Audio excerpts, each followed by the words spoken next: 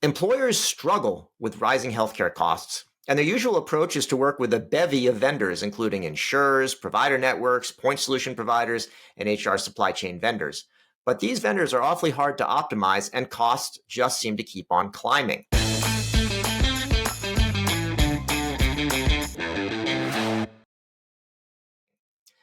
Hi, everyone. I'm David Williams, president of strategy consulting firm Health Business Group and host of the HealthBiz Podcast, where I interview top healthcare leaders about their lives and careers. My guest today is David Neikrug. He is CEO of Optimatum Solutions, which provides employers with tools for vendor accountability and vendor management process improvements.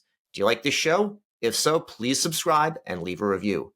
David, welcome to the HealthBiz Podcast. Thank you, and thank you for the opportunity.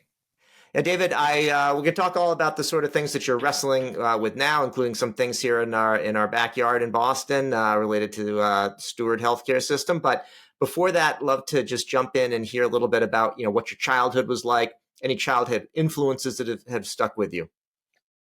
Thank you much. So I would say from an influencer standpoint, clearly my father was someone who definitely pushed the envelope and ensured that whenever we needed something, we got it. Specifically when the traditional model, the traditional source may not have had it. So I would say that is what drove to where we're at. Yeah, anything specific? You want to share an anecdote? Just making sure from an educational perspective, going above and beyond when the existing system may have been limited back in the days, where today it doesn't happen. He definitely made sure, and in those days, paid for a taxi to go take me from point A to point B, which in the late 70s, early 80s was a mind-boggling excursion, but that's... Yeah, nice. And what did you do in terms of, after high school? What'd you do for school? Simple management degree, and from there landed up focusing on some marketing and landed up in this world. Yeah, that sounds good. So what did you do along the way after you graduated from school, did some marketing stuff, and then you founded, Optimatum fairly early on in your career, or had you done a bunch of stuff before then? So my first 15 years was in the traditional HR and benefit consulting world. 75% of it was employer consulting. 25% of it was vendor consulting. So think about helping the vendors try to understand in those days what the HR outsourcing world was like. In 2005, my firm ended up being integrated with Capital H Group, which was a VC-backed HR consulting firm. And in 2007, I founded Optimatum. Got it. And did you know you wanted to be a founder, or did you, sort of expect you just kind of continue along, working for others? How did you make the jump in that sense? I definitely, after the first round, said, not going to do it again. Yeah. And then landed up doing it again. Yeah. Why? Why? Because I went around at that point in time looking at the solutions for middle market employers, and I'll define middle market employers or organizations, let's say between 500 and 10,000 employees. So organizations that have some sophistication or complexity without the traditional resources that they need when they have those complexities. And looked at all the large players, had conversations with them about here's what needs to happen. And they sort of didn't understand the model that's applied to Fortune 200 companies of consulting and traditional deal cycle and life cycle and engagement has to be adjusted for the middle market. While everyone said they wanted the middle market, they didn't. When it came from a financial and revenue perspective. So I took a step back and said, okay, what's going on? What does the market have? What does it not have? Candidly, I did not want to be just one more consultant. To be successful every morning, you have to figure out how you're going to prove that you're better than the next guy. And there are a lot of great HR and benefit consultants out there. The world didn't need another one. But I did take a step back during the process and say, all right, what is out there? What do vendors have? What do organizations need? And that was the impetus of starting Optimatum, which was bringing vendor management to HR and defining HR as a supply chain. Got it. All right. So I think I understand that, you've got the Fortune 100, 200, whatever it may be, And they have a lot of in-house resources. They can, they've got these scale economies when you're going across tens or hundreds of thousands of employees to go and really tailor things for themselves. You got the little guy who just, signs up with Blue Cross or whoever's offering the cheapest thing this year. And then you've got this middle market, which is a large number of enterprises, and they've got, they're of a certain scale. So you can't just do it, off the side of your desk. You need some help with it. And these middle market companies, they do work with a lot of different vendors, but they seem to struggle in a way, especially in healthcare, which I'm most familiar with. But, talk about the sort of supply chain as it relates to HR and how healthcare, does it dominate that? What are the key kind of issues that a middle market company finds itself in, before they find a company like Optimatum? Well, what they're dealing with is they're not treating healthcare or retirement plan services or HR systems, payroll and the like, the same way they would treat any other outsourced relationship. So if you take it a step back for a moment and you look at any sort of outsourced relationship, IT, logistics, energy, manufacturing, you name it, and you say, okay, going into a relationship with XYZ vendor for contract manufacturing for IT, I have an agreement. That agreement has a service level agreement and a performance guarantee that they're going to provide services at a certain time, at a certain level, and if not, XYZ is going to happen. When you think about that and then think about HR, and you look at employer-sponsored healthcare, well, guess what? It's an outsourced relationship. Today, companies aren't adjudicating their own healthcare claims. They're not doing their own daily vals and retirement plans, and most aren't doing their own gross to net on payroll. So guess what? It's an outsourced relationship. But the executive doesn't think about it as an outsourced relationship. If you go ask your friendly CEO or CFO, hey, what are you doing about your IT? Oh, we outsource to so-and-so. What are you doing about your logistics? We outsource it to so-and-so. But you ask that same executive, hey, what are you doing about your employer-sponsored healthcare? We use so-and-so. What do you do about your retirement plan? We use so-and-so. So there's a fundamental disconnect or challenge, I would say, that because the executive is not asking the same questions or demanding within their services agreement the same things that they would demand from any other outsourced vendor, there becomes problem number one. Got it. So, I was part of a panel discussion that was being set up by basically a health plan and a kind of employer coalition, and they're trying to get the owners of companies, maybe small and mid-sized companies, to actually kind of push on the healthcare system.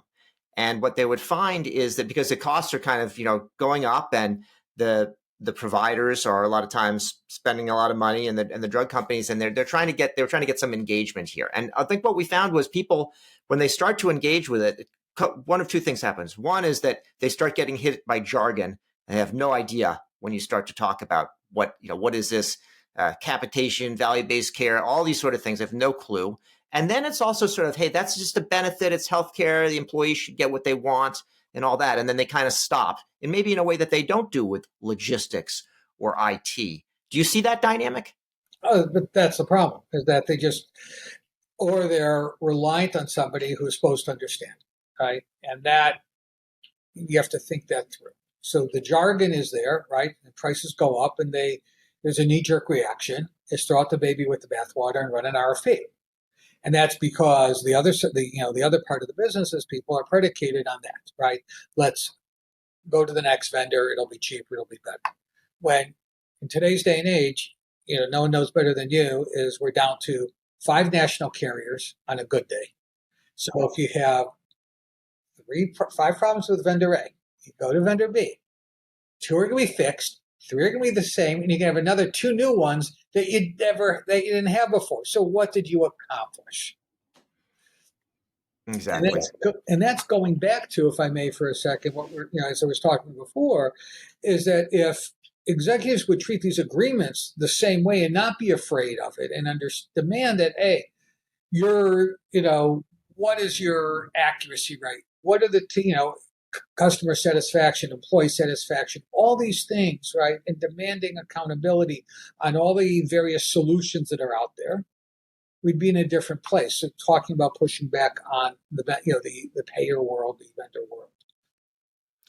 I want to ask you about a project that we talked about last year when you're coming up in our neck of the woods, and I referred to it a little bit in my introduction, and that's when, Steward Healthcare, I guess, imploded. I don't know what the right word for it, but they went bankrupt.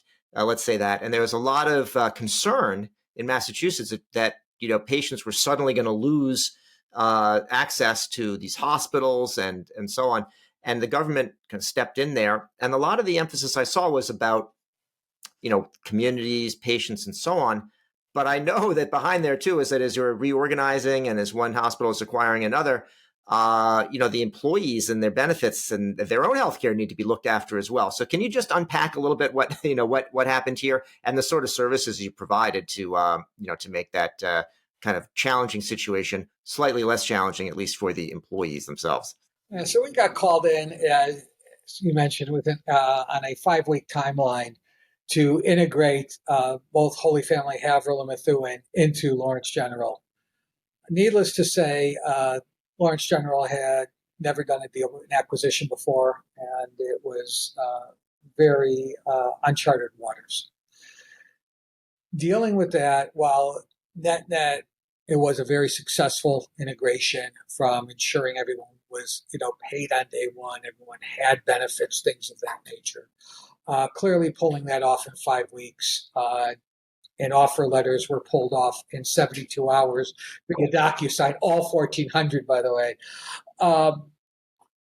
One of the challenges was just the number of stakeholders, and I want to be cautious here around the number of CBAs that were out there and the number of people who are used to a certain level of benefits that maybe, what you're used to in the for-profit world, which Stewart was, right? Stewart was a private equity roll-up of 31 hospitals, to the nonprofit. And how that all transpired was definitely, for the listeners, there's definitely information is available in your local newspapers around that. But it was an interesting time. It was an interesting time to get in there and understanding, and every day was prioritizing and reprioritizing this to make sure it happened, right? You have, again, 5 weeks of getting it all done. New systems had to be brought in place.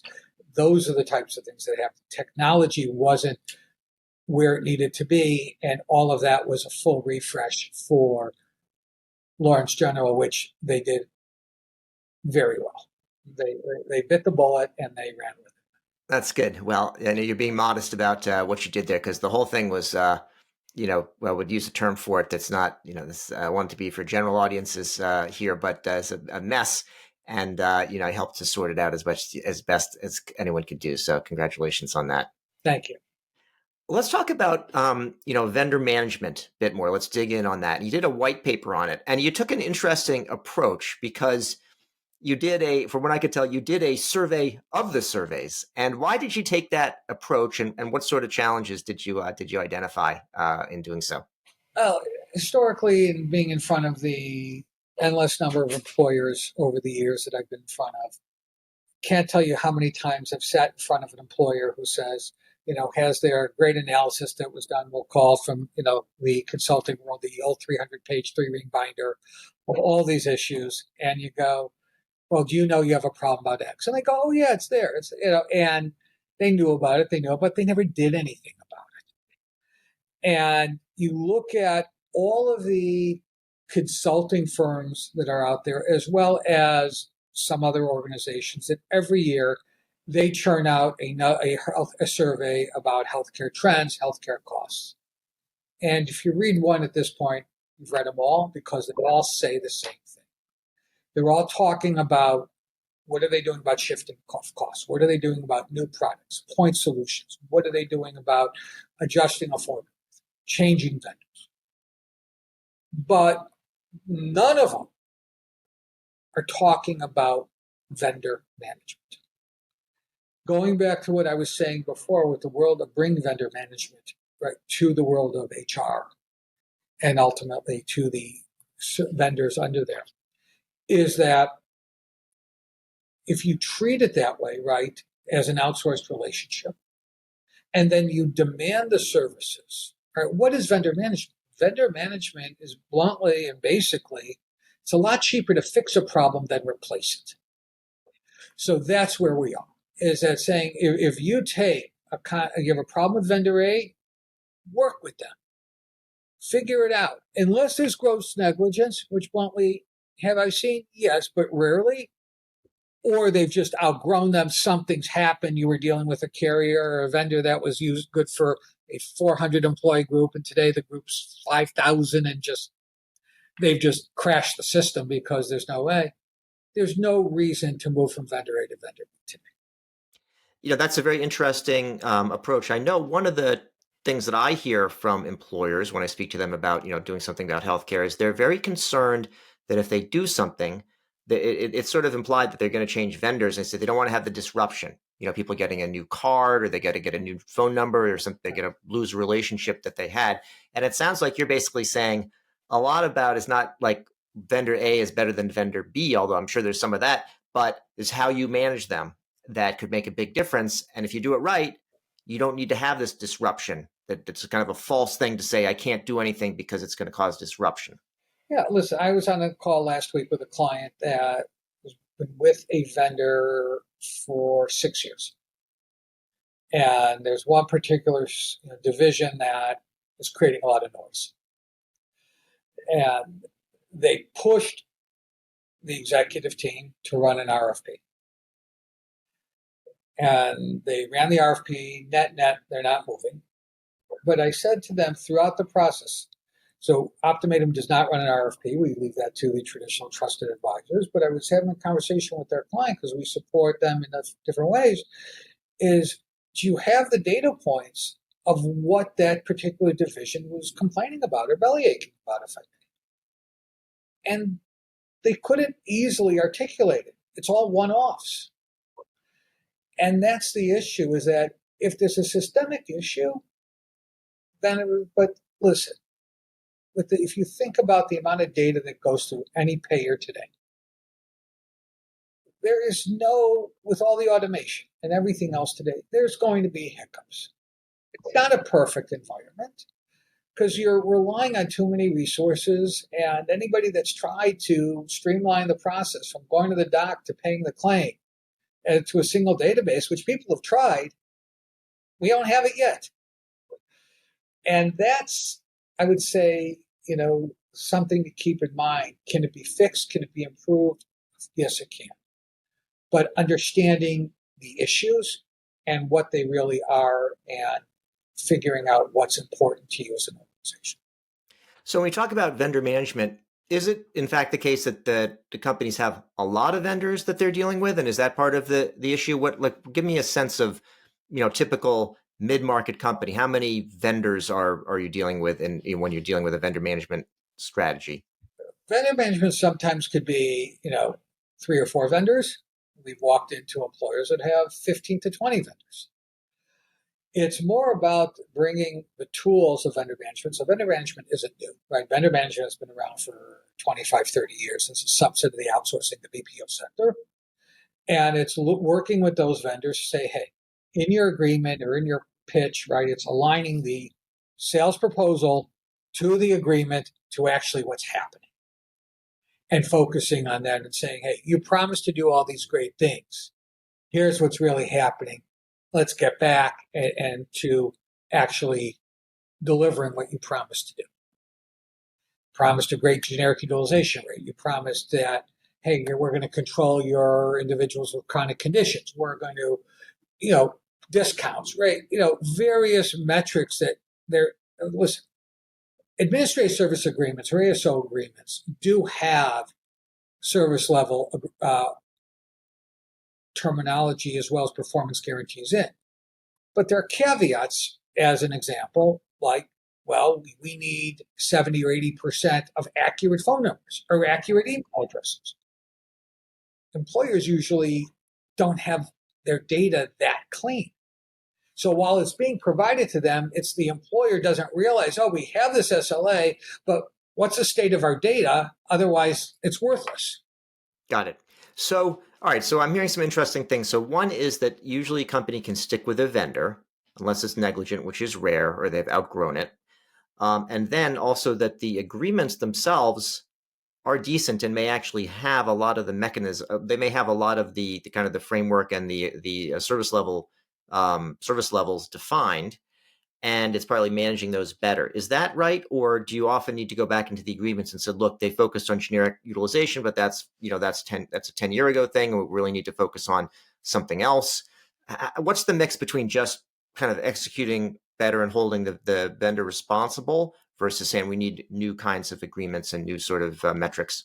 Well, correct. So number one, you hit one of the nails on the head, which is the SLAs are outdated from where we used to be to where we are today. And that's number one. Number two, an employer needs to understand the intricacies of the SLA and what does it really mean. It's great to see it, right? I want an SLA for number of days to get the ID cards out. Guess what? You don't need those today. You need, first call resolution. You need to make sure that when there's escalations, what's the number of days? What are the issues? Or what we do a lot of, as an example, is let's say there are 20 SLAs in an agreement, and they're sort of spread like butter, peanut butter, whatever term you want to use across a lot of them. But the employer really has 3 or 4 things that are material to their business or that they really want. What we've done successfully is gone to a vendor and say, you know what, we're going to give up these 20. Take all the money that you have at risk and let's put it on 50% of these 4. And to start fixing one little thing at a time, baby steps. And if you focus on it that way and addressing the issues that you're hearing from your employee base, or from your HR business partners, or from your executives, that this is an issue. There's nothing that can't be fixed. And vendors do want to fix it, because if you think you're the only one with that problem, you're wrong. It's a matter of, but do they need a playground or a sandbox of somebody that's willing to try? If I may, for an example, think about surveys after the call, right?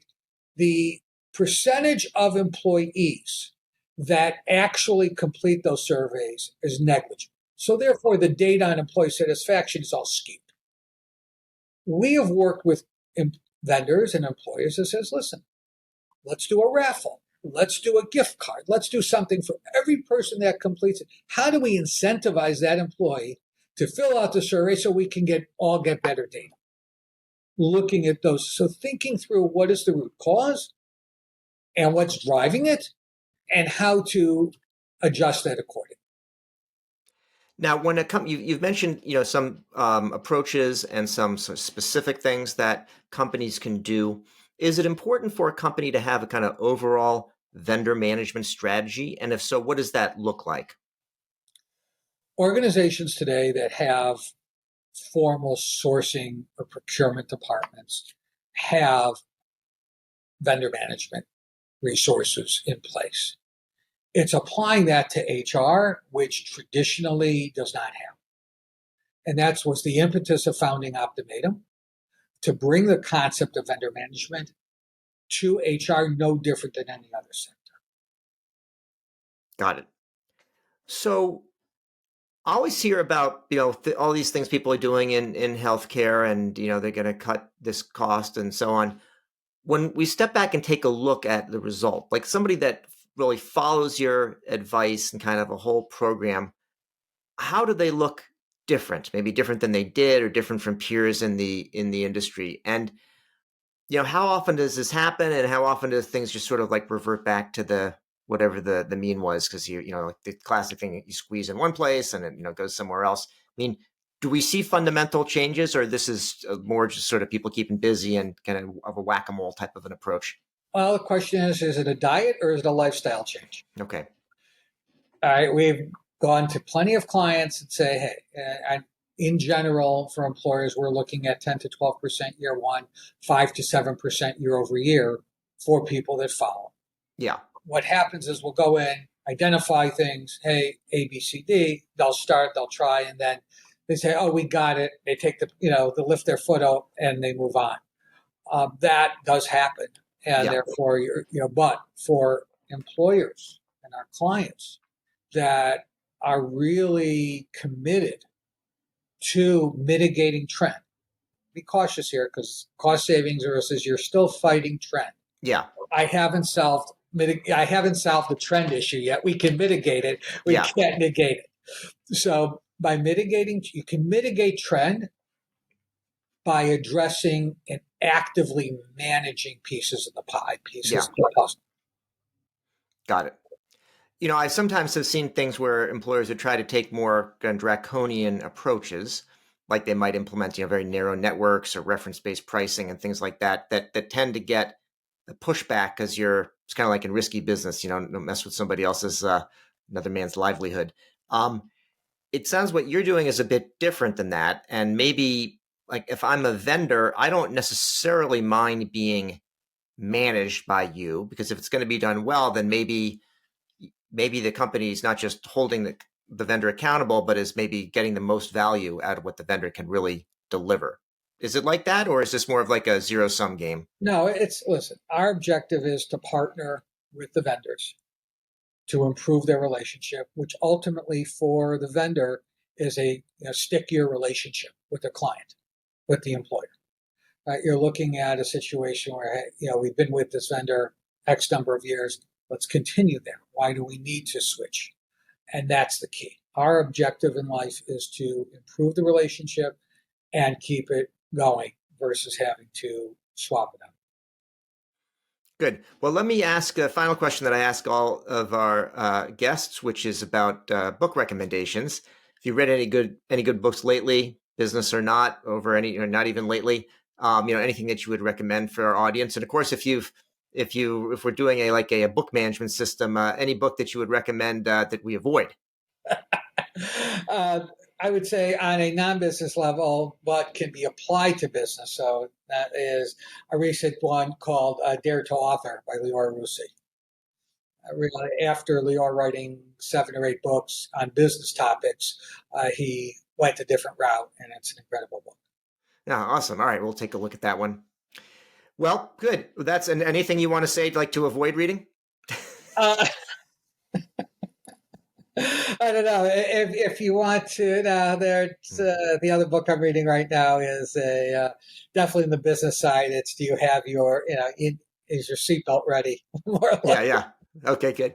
Yeah, I don't like reading AI generated content. I'll say that, and some of those are going into books now. But good. Well, that's it for another episode of the HealthBiz Podcast. My guest today has been David Neikrug, and he is founder and CEO of Optimatum Solutions. If you like what you heard, I hope you'll subscribe and leave a review. David, thanks so much for joining me today. Thank you. Have a great day.